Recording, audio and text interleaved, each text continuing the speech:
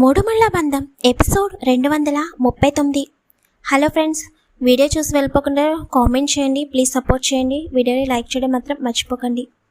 Vikramaditya fresh అయి వచ్చేటప్పటికి కూడా వైష్ణవి పడుకునే ఉంటుంది.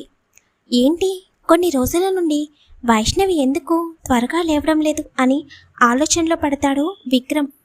ఇంతలో సిద్ధార్థ్ నుండి కాల్ వస్తుంటే, చెప్పు సిద్ధార్థ్ అని అనగానే, సార్ విరాట్ గారిని తీసుకుని 10 o'clockలోగా మీ గెస్ట్ హౌస్లో ఉంటాము అని చెబుతాడు. సరే అని చెప్పి విక్రమ్ కిందకి వచ్చేటప్పటికి సంజయ్ మరియు అనూష కీర్తితో ఆడుతూ ఉంటారు. అక్క, నాకు ఒక చిన్న ఆఫీస్ వర్క్ ఉంది, నేను నా ఆఫీస్ రూమ్లో ఉంటాను, వాళ్ళు వస్తే ఆఫీస్ రూమ్కి పంపించు అని చెప్పగానే, చిన్న బ్రేక్ఫాస్ట్ కంప్లీట్ చేసి వెళ్ళు అని అంటుంది అనూష. టైం చూసుకుని విక్రమ్ బ్రేక్ఫాస్ట్ కంప్లీట్ చేసి వైషు లెగిస్తే తనకి చెప్పక్క అని చెప్పి అక్కడి నుండి ఫామ్ హౌస్లోనే ఉన్న తన ఆఫీస్ రూమ్కి వెళ్ళిపోతాడు విక్రమాదిత్య. 10 అవుతుండగా విరాజ్ సిద్ధార్థ్ చెప్పిన లొకేషన్కి చేరుకుంటాడు. అప్పటికే సిద్ధార్థ్ అదే లొకేషన్లో ఉండడం వలన విరాజ్ దగ్గరికి వెళ్ళి ఇద్దరూ కలిసి విక్రమాదిత్య గెస్ట్ హౌస్ లోపలికి అడుగు పెడతారు. విరాజ్ మాత్రం చుట్టూ అన్నీ గమనిస్తూ ఉంటాడు. అలా ఇద్దరూ కలిసి డోర్ దగ్గరికి రాగానే వాళ్ళని చూసిన సంజయ్ సిద్ధార్థ్ ఆల్రెడీ తెలుసు కాబట్టి సిద్ధార్థ్ని పలకరించి విక్రమాదిత్య ఆఫీస్ రూమ్లో వెయిట్ చేస్తున్నాడని చెబుతాడు. తర్వాత సంజయ్ వాళ్ళిద్దరినీ విక్రమాదిత్య ఉన్న రూమ్కి తీసుకువెళ్తాడు. విక్రమ్ విరాజ్ని మరియు సిద్ధార్థ్ని చూసి లోపలికి రమ్మని చెబుతాడు. విరాజ్ లోపలికి వెళ్ళగానే విక్రమాదిత్యకి షేక్ హ్యాండ్ ఇచ్చి, మీ కాల్ కోసం నిన్నటుండి వెయిట్ చేస్తున్నాను అని చిన్నగా స్మైల్ ఇస్తాడు. విక్రమ్ కూడా స్మైల్ ఇచ్చి కూర్చోమని చెప్పగానే విరాజ్ మరియు సిద్ధార్థ్ ఇద్దరు కూడా చైర్స్లో కూర్చుంటారు. చూడండి విరాట్ భాటియా, మీతో ఒక ఇంపార్టెంట్ విషయం చెప్పాలని ఇక్కడికి రమ్మని చెప్పాను. మీరు ఎస్టర్డే ఒక ప్రపోజల్ని చెప్పారు కదా, నేను ఆల్రెడీ దాని గురించి ఆలోచించాను. అయితే నాదొక కండిషన్, దానికి మీరు ఒప్పుకుంటే మీ ప్రపోజల్ని నేను యాక్సెప్ట్ చేస్తాను అని చెబుతాడు విక్రమాదిత్య. విరాజ్ మనసులో ఏంటా కండిషన్ అని అనుకుంటూ, చెప్పండి విక్రమాదిత్య, ఏంటా కండిషన్ అని అడుగుతాడు.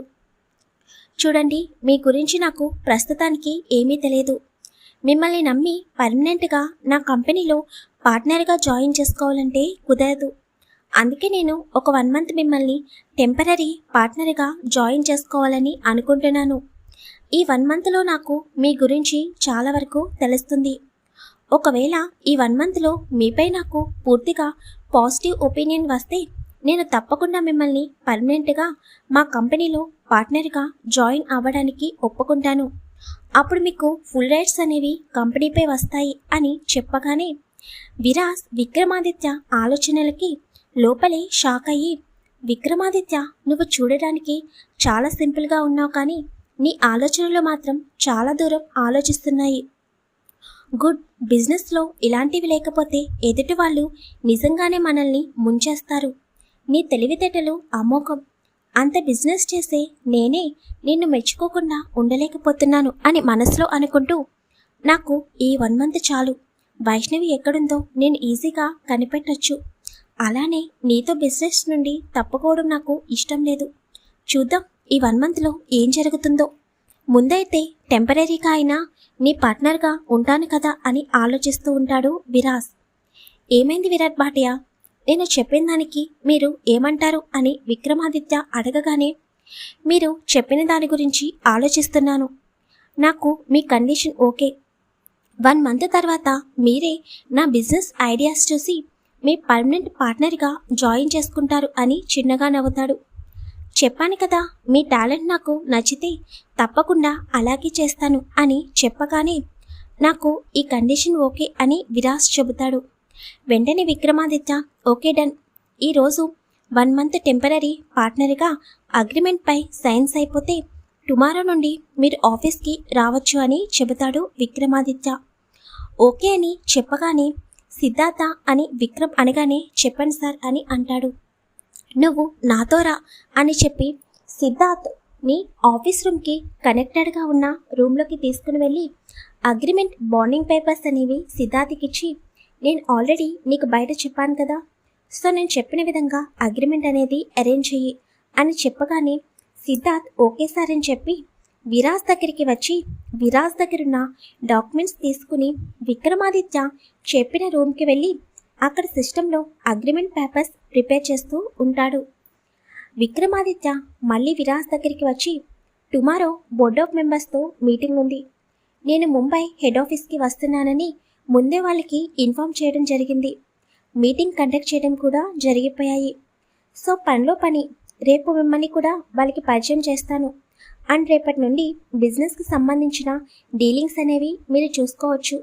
అలాగే ఏమేమి ప్రాజెక్ట్స్ పెండింగ్ ఉన్నాయో వాటిపై కూడా మీరు ఫోకస్ పెట్టాల్సి వస్తుంది అని విక్రమ్ చెప్పగానే షూర్, తప్పకుండా మీరు చెప్పింది నేను చేస్తాను అని చెప్పగానే అయితే మిమ్మల్ని 1 month టెంపరరీ మేనేజ్మెంట్ డైరెక్టర్గా అపాయింట్ చేస్తున్నాను అని చెబుతాడు విక్రమాదిత్య. థ్యాంక్ యూ అని విరాజ్ చెప్పగానే ఒక 3 daysలో ఫారిన్ డెలిగేట్స్తో ప్రాజెక్ట్ గురించి ప్రజెంటేషన్ ఉంది అని చెప్పి తన ల్యాప్టాప్ ఓపెన్ చేసి మీరు ఈ ప్రజెంటేషన్ ప్రిపేర్ చేసి మీరే వాళ్ళకి ప్రజెంటేషన్ ఇవ్వాల్సి వస్తుంది, ఏమంటారు విరాట్ భాటియా అని అనగానే తప్పకుండా అని చెప్పి విక్రమాదిత్య చేతిలో ఉన్న ల్యాప్టాప్ తీసుకుని ప్రాజెక్ట్కి సంబంధించిన డీటెయిల్స్ చూస్తూ ఉంటాడు విరాజ్. టైం చూసేసరికి అప్పటికే 11 అవుతుంటే విక్రమ్ కొంచెం పక్కకు వెళ్ళి వైష్ణవికి కాల్ చేస్తాడు. 11 అవుతుంది, ఇంకా వైష్ణవి లేవకపోవడం ఏంటి అని ఆలోచనలో పడి వైష్ణవికి కాల్ చేయగానే వైష్ణవి అప్పటికే మత్తుగా అనిపిస్తుంటే పక్కనున్న ఫోన్ తీసి స్క్రీన్పై విక్కీ అని కనిపిస్తుంటే ఫోన్ అటెండ్ చేసి చెప్పు విక్కీ అని మత్తుగా మాట్లాడుతూ ఉంటుంది. ఏంటి వైషు, ఇంకా లేవలేదా? టైం 11 అవుతుంది, లేమ్మా అని అనగానే విరాజ్ చేతివేళ్ళు కీబోర్డ్పై సడన్గా ఆగిపోతాయి. తలెత్తి విక్రమ్ వైపు చూస్తాడు. వైషు అంటే నాకే అలా వినిపించిందా, లేకపోతే నిజంగానే విక్రమాదిత్య వైషు అని అన్నాడా అని విక్రమాదిత్య మాటలు వింటూ ఉంటాడు విరాజ్. అయితే విక్రమాదిత్య అటువైపు తిరిగి మాట్లాడడం వలన విరాజ్ని గమనించడు. కొంచెం సేపు పడుకోనివ్వు విక్కీ అని అంటుంటే ఇంకా పడుకుంది చాలు, లేచి ఫ్రెష్ అయ్యి కిందికి రా అని చెప్పగానే నువ్వు ఎప్పుడు ఇంతే, ఇప్పుడే వస్తున్నాను అని చెప్పి ఫోన్ కట్ చేస్తుంది.